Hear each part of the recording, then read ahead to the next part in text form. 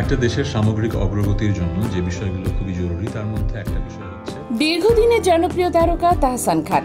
তাকে ঘিরে ভক্তদের উচ্ছ্বাস, কৌতূহল, ভালোবাসা সবসময় থাকে তুঙ্গে। তবে এবার তিনি আলোচনায় এলেন এক ভিন্ন কারণে। সম্প্রতি তিনি হঠাৎ করে আলোচনার কেন্দ্রবিন্দুতে উঠে এলেন একটি ছবিকে ঘিরে। সামাজিক মাধ্যমে ছড়িয়ে পড়েছে সেই ছবি।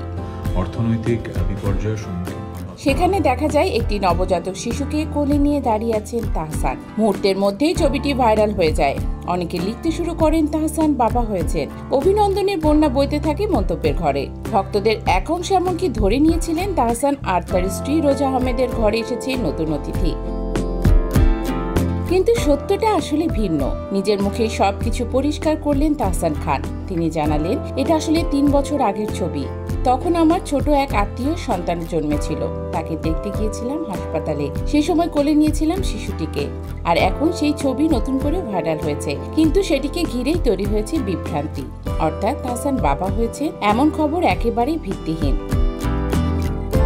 ভক্তদের উদ্দেশ্যে তিনি আরো বলেন, সামাজিক মাধ্যমে যাচাই না করেই অনেক সময় খবর ছড়িয়ে দেওয়া হয়। এতে করে অপ্রয়োজনীয় বিভ্রান্তি তৈরি হয়। একজন শিল্পীর জন্য এটি মানসিক চাপের কারণ হয়ে দাঁড়ায়। এমন ভুয়া খবরে ক্ষোভ প্রকাশ করলেও ভক্তদের জন্য রয়েছে অন্যরকম সুখবর। এবছর তাহসানের সঙ্গীত জীবনে 25 বছর পূর্ণ হচ্ছে।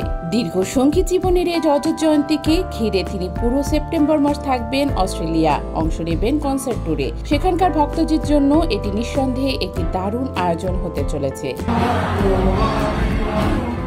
অভিনয়, সঙ্গীত আর ব্যক্তি জীবন সব মিলিয়ে সবসময় আলোচনায় থাকেন তাহসান খান। কখনো নিজের গান দিয়ে, কখনো পর্দার চরিত্রে, আবার কখনো ব্যক্তিগত জীবনের কোনো খবর নিয়ে। তবে একটি বিষয় নিশ্চিত, জনপ্রিয়তার সাথে সাথে গুজবও যেন তার ছায়াসঙ্গী হয়ে আছে।